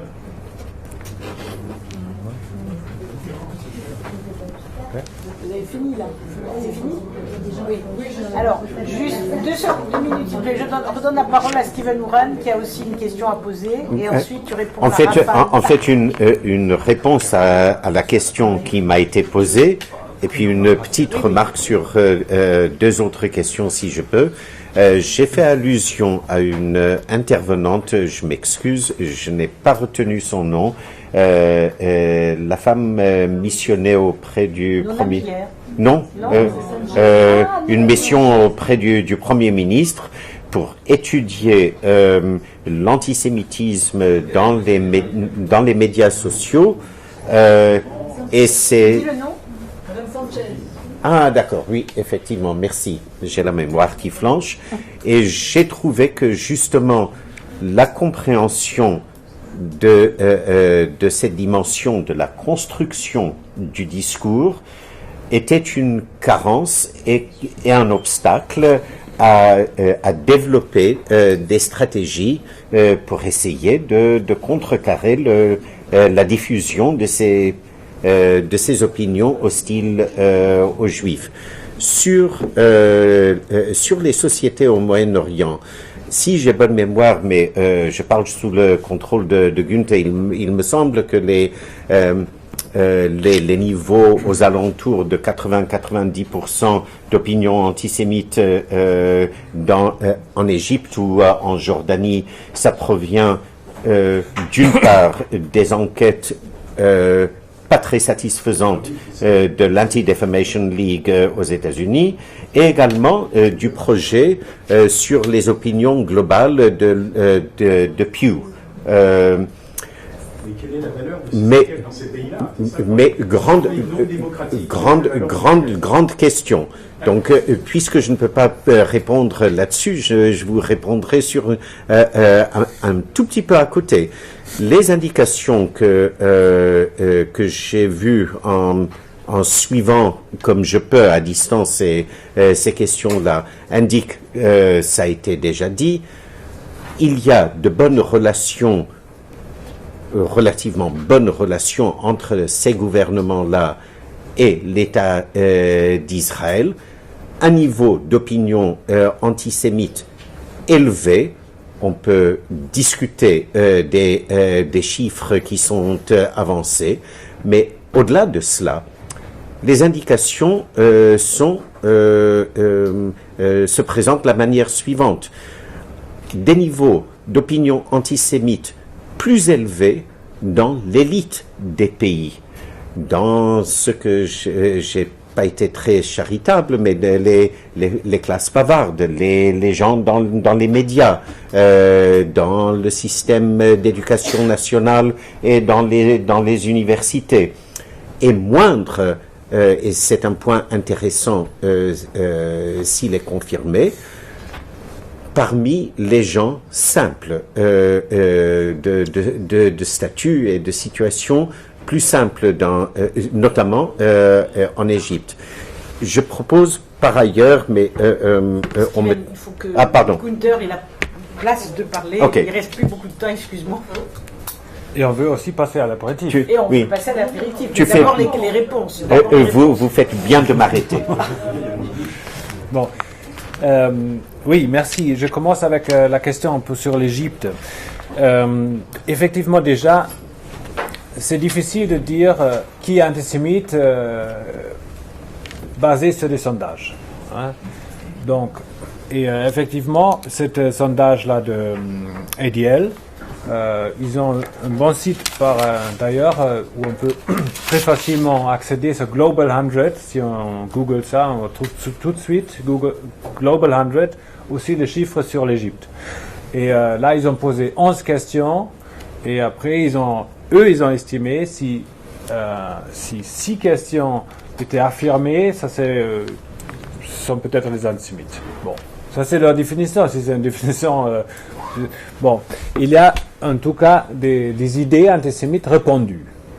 Et ça c'est l'autre étude, ou sondage, c'était de Pew Global Attitudes Project, sur les deux sondages sur l'Égypte, mais aussi sur d'autres pays. Qu'est-ce que ça veut dire? Et tu as dit aussi qu'il y a dans le discours.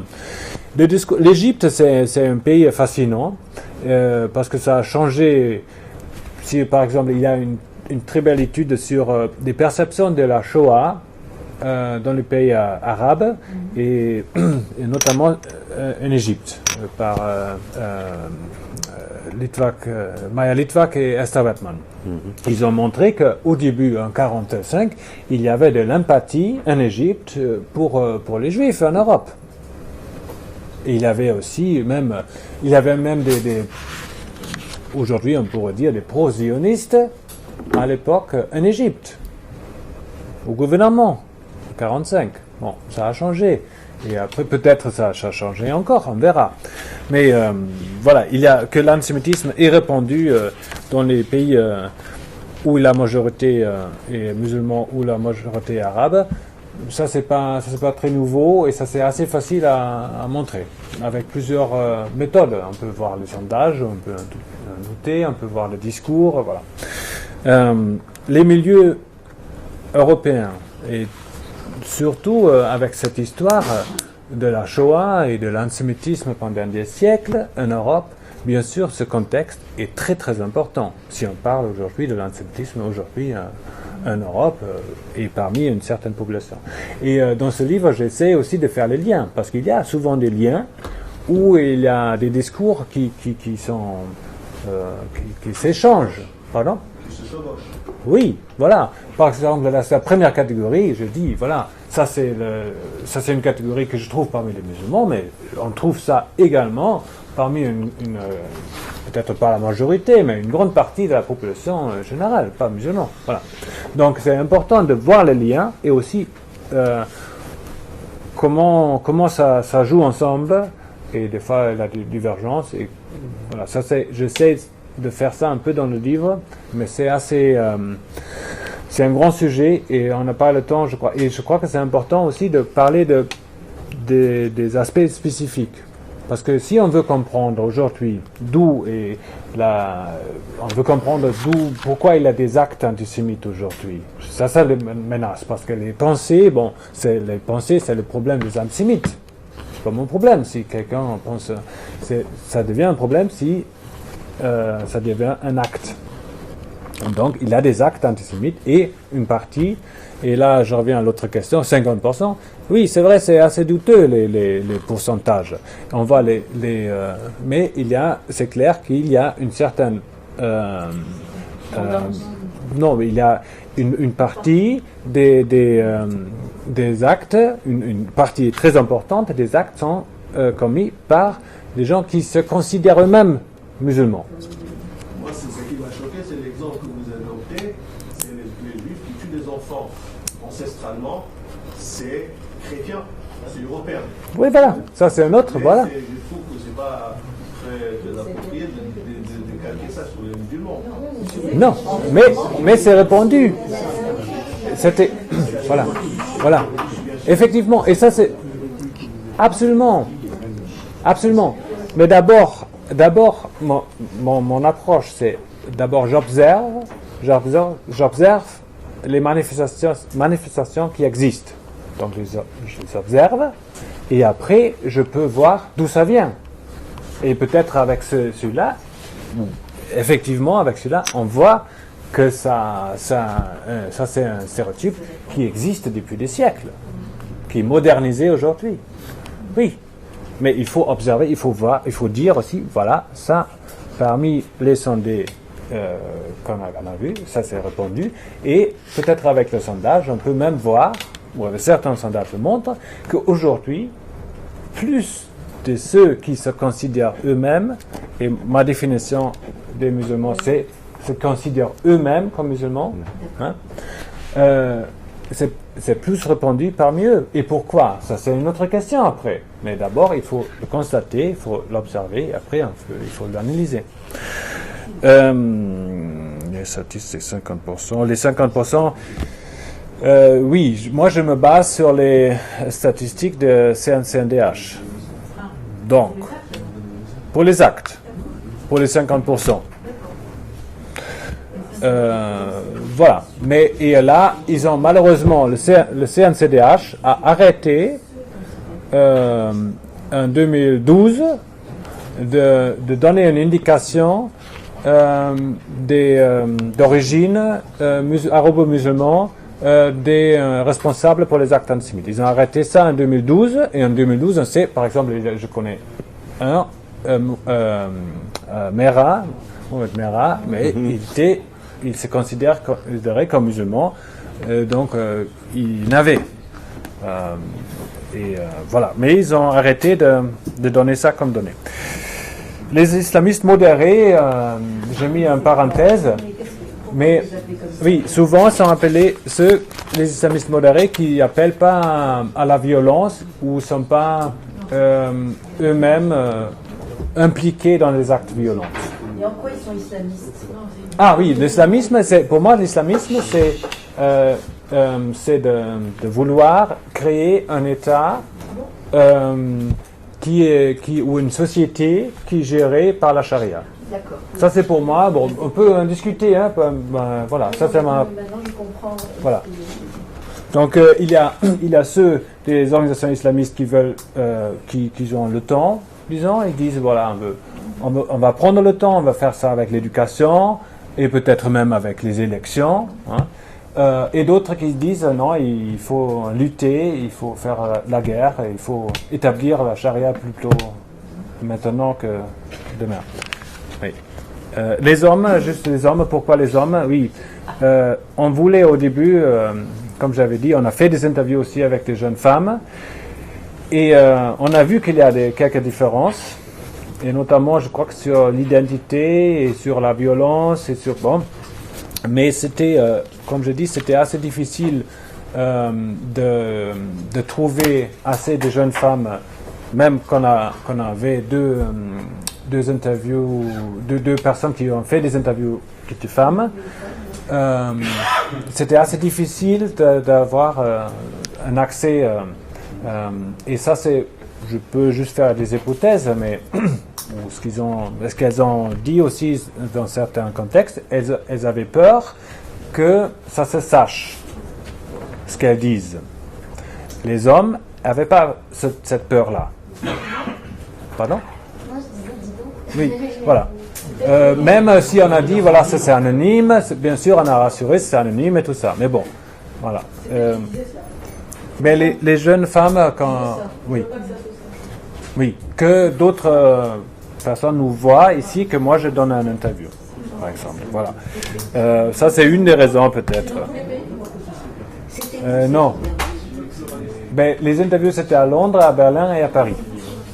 Et tu retrouves la même chose chez les femmes dans les 3 pays? On a juste fait quelques petites interviews avec des femmes et je ne peux pas généraliser là-dessus. Donc, juste une dernière remarque, les sondages montrent, il y a des sondages aussi qui font la différence entre femmes et hommes parmi les musulmans. Il y a quelques sondages qui trouvent une différence et d'autres qui ne trouvent pas. Donc c'est une question aussi pour la recherche. Mais moi je crois qu'il y a une différence, mais bon. J'ai oublié une question, non? Oui, c'est ma question au final. Le pourcentage. Les 117, c'est oui. les 117 entretiens que tu as analysés. Et Oui. donc sur ces 117, combien de pourcentage d'opinion antisémite Oui, moi je suis prudent avec ça parce que justement c'est pas représentatif. Mais c'est la bonne majorité et à peu près un tiers ils ont dit les musulmans et les arabes, les musulmans et les juifs s'entendent pas. Un tiers ça et la majorité, donc plus que 50%, ont eu des discours antisémites d'une façon ou d'une autre. Et les anti-antisémites, ils étaient combien? Ah oui, rare. 10. Est-ce que je peux vous faire une petite remarque? Bien sûr. J'ai trouvé très intéressant que vous ayez précisé que vous avez considéré comme musulmans ceux qui se disaient musulmans, parce qu'en effet, ça n'est pas pareil que de faire une enquête sur des gens qui sont d'origine musulmane ou de milieu musulman ou de pays musulmans. Donc, ce sont ceux qui se désignent eux-mêmes. Donc, ça donne un contour à l'enquête. C'est un angle très important. Oui, mais on voit l'identification avec la religion, en général, est très fort parmi ceux d'origine musulmane ou d'origine d'un pays où la majorité est musulmane, etc. Et ça peut être mis en corrélation avec la question des femmes, justement, parce que ce sont des femmes qui se disent musulmanes. Donc c'est le fait qu'elles craignent que se sache, et peut-être que les résultats ne seraient pas pareils avec des femmes de milieu musulman ou d'origine musulmane. Oui, peut-être. Oui. En effet, oui. Bien. Mais écoutez, la séance a été formidable, donc on va remercier le père.